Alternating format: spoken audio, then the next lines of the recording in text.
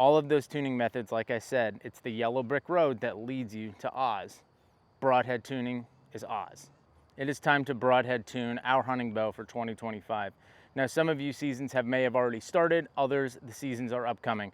I would encourage you right now to take a little bit of time to either broadhead tune your bow for the first time or to confirm your broadhead tune before you go out in the woods this year. So broadhead tuning is the most important style of tuning that you can do to your bow, and you do it yourself, you do it at home, you do it at the range. I don't care if you want a paper tune, walk back tune, French tune, German tune, laser tune, bear shaft tune, it really doesn't matter. All roads lead to broadhead tuning at the end of the day, because at the end of the day we want our broadheads and our field points to hit together downrange, because then we know our bow is perfectly tuned and ready to go for hunting season. When you add a steering surface to the front of your arrow like this iron will, you are going to now be cutting through the air and steering the arrow with not only the point but the back. When you have a field point up front and there is nothing fighting the vanes in the back, the vanes will do whatever it needs to do to correct this arrow's path to get it back straight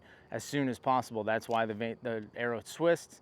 It's like rifling in a barrel. It will get this back on plane. But once you add a flat surface to the front of this, you're adding another steering surface. So these two are going to be fighting each other the whole time, whichever way you go. And because this is at the front, this is going to get, the leading edge is going to be cutting the most air, and it's going to be pushing the most. Now you can do some things with some big high profile vanes on the back to help steer your broadheads better when your bow is out of tune, or to steer some of these bigger heads on the market. But personally, I just like to broadhead tune my bow and move my rest or make whatever adjustments I need to make sure that my field points and my broadheads hit together. Whether you're shooting an iron will fixed blade head like this, a Grim Reaper Hades, the Beast broadheads, or an Evolution Outdoors hide like I'm going to be shooting this year, this hybrid head, you're going to want to tune it. So even if you are shooting mechanicals, yes, mechanicals do have a smaller surface on the end of the arrow, so they are going to steer less, so you're not going to notice as much of a difference, but you're still going to notice a difference. Evolution Outdoors has these practice heads that mimic the flight characteristic of the hide and the Jekyll. So we're going to be using these because that's what I'm going to be carrying in my quiver this year, both the hide and the Jekyll from Evolution Outdoors. There are companies like Beast, G5 that will supply you with practice heads for your arrows, so you don't have to ruin your mechanicals and damage the blades, because they are typically thinner and more fragile. So we're going to go back down here to 20. We're going to get our broadhead and our field point to hit together at 20 yards, and then we're going to start walking back. Hopefully we can get this done to 60. If I can get both my broadhead and my field point to hit at 60, I'm done. I don't touch the bow after this. I don't do anything. I shoot practice heads with him, and I shoot field points to make sure they still hit together. I do not run this thing through paper. I do not do any other tuning method. All of those tuning methods, like I said, it's the yellow brick road that leads you to Oz. Broadhead tuning is Oz. So let's go down here and get this thing broadhead tuned. The bow that we're going to be tuning is the Lift-X 33 Subalpine. Got this thing pretty pimped out right now. And I can already read the comments. Jeff, I thought you shoot for Elite. I don't. I've shot an Elite for the last couple of years, but I don't really shoot for anybody. So we're gonna go ahead and shoot what we want to shoot. I own an archery shop now, so I can pretty much shoot whatever I want. So we're gonna go ahead and get this thing broadhead tuned. We're gonna be shooting UV1Ks because, again, I shoot what I want. I do like these arrows. Let's go ahead and shoot the broadhead first. Always shoot your broadhead first, or the practice tip, because if you shoot a field point first and then you shoot your broadhead and then you start cutting your fletchings off, you're gonna get pretty pissed. So first arrow,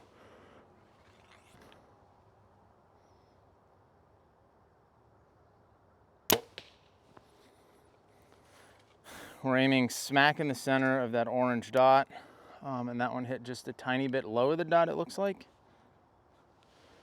Second field point.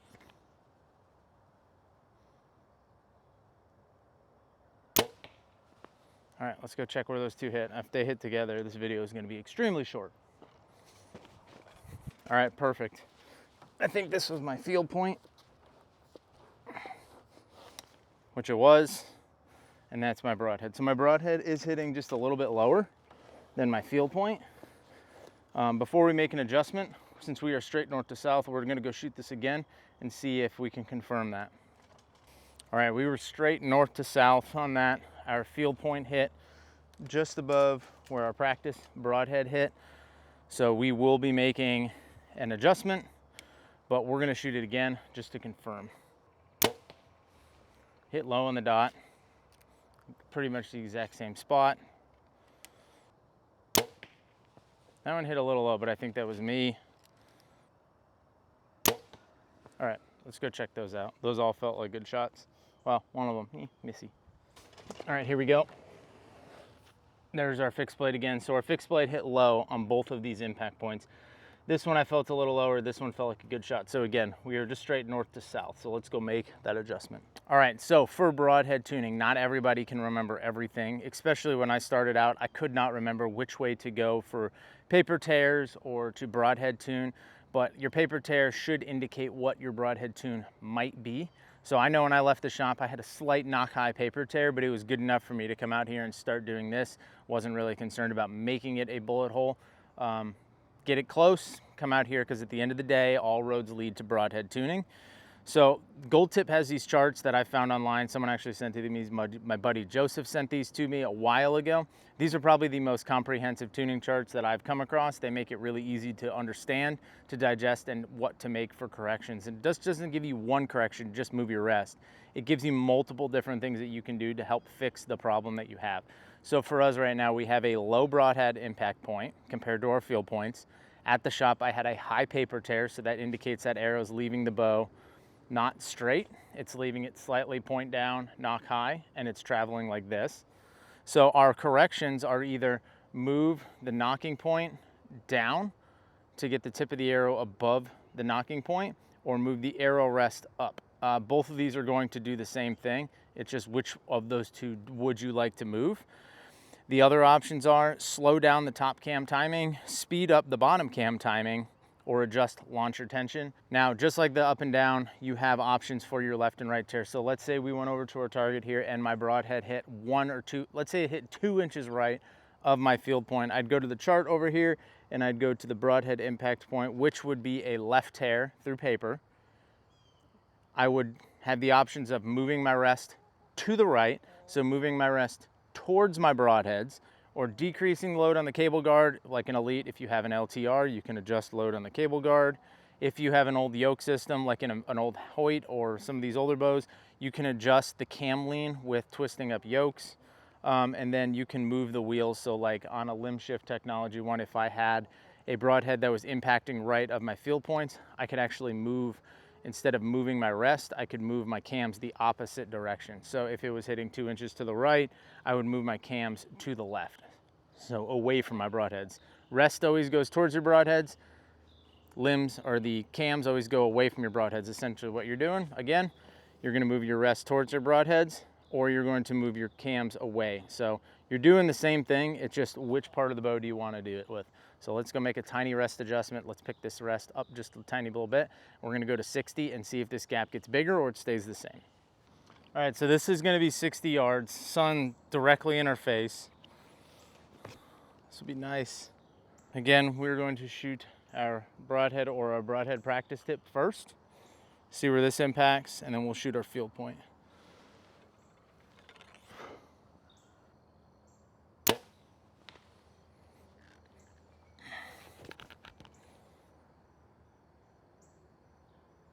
So the adjustment we did make was, I did not move my rest. I moved my D-loop down 2 full twists down the string.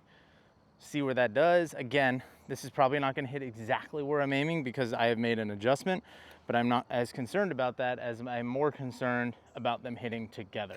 If you aim in the same spot and they hit 2 inches to the right together, then you're good.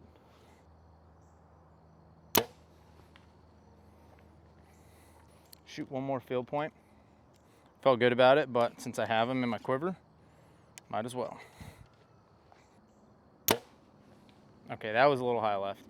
All right, so here we are. Whatever these two are, they're good, but I'm gonna guess this one is going to be my broadhead, which it is. So we are now to the right, and our field points are stacked at 60 yards right next to each other. So we're going to go, now if this was right over here, that would be within my margin of error, up and down. I would assume at 60 yards, that would be a really, really tight group at 60, but we are just a little bit to the right. So we're going to go ahead and we're gonna move our cams to the left just a little bit because we do have the limb shift technology in the Matthews. Let's utilize it. Kudos to all the bow companies that are putting in the technology to make these adjustments on the fly. It helps you as an at-home shop user who want to tune on your own stuff, but me as someone who owns a pro shop, it makes it extremely easy to like get people in and out the door, so they're not spending all day at the archery shop. They can spend more time at home shooting. So 60 yards, we got our broadhead practice tip first.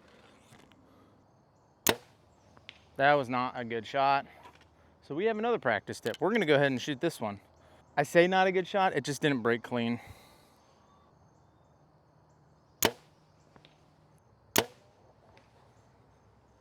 All right, we're gonna shoot another one. We're gonna shoot a little 4-arrow group down here. I was pretty happy with how I was shooting this morning. Okay, let's go see what it looks like. Did I even press record? All right, we're gonna discount this one. I did not feel good about that shot at all. Let's unveil what we got. This feels like a field point, okay. And here is our, this is gonna be our broadhead practice tip and our field point at 60 yards, right here. One hole, less than a shaft length away from each other. So we're gonna call that good. I'm gonna call that broadhead tune. I will go back here and shoot this a couple more times to make sure this just wasn't a one-time fluke. But again, I highly encourage you guys to get out there and shoot your broadheads and tune your bow to your broadheads, so your broadheads and your field points hit together at whatever distance you feel that you need to and whatever you feel comfortable with. For me, I like to do it at 60. It's just far enough where if something's going to be off, you're gonna see the spread pretty easy, but it's also a distance that I feel very comfortable shooting and being very accurate at. You know, I can hit them inside of a baseball-sized group pretty consistently at 60 yards, so I feel very confident. If your distance is 20, if your distance is 30, and that's the furthest you're gonna shoot, broadhead tune to that and get yourself a foam target and do that. Don't shoot these into bags. You'll never get them out and it'll be a nightmare. But even if you're going to shoot mechanical heads, like I said, a lot of them, like the Beast heads, the G5s, the Schwackers, Severs, they all come with some practice variation or version of it. Highly encourage you to do that. It is still bigger and it's gonna have a bigger footprint than a field point, so it will have some steering aspect to the front of the arrow. I highly encourage to get out there and do that. It gets you more time behind your bow. It's gonna build confidence for you in the tree stand when you're going out hunting this fall. So if you haven't done it yet, you still have time. Get your bow broadhead tuned. Drop a comment down below. Let me know which broadheads you guys are shooting and what methods you like to get before you get to broadhead tuning, because we said at the beginning of the video, all roads lead to Oz. Broadhead tuning is Oz. Thanks for watching this video, guys. My name is Jeff Cordero. We'll see you on the next one.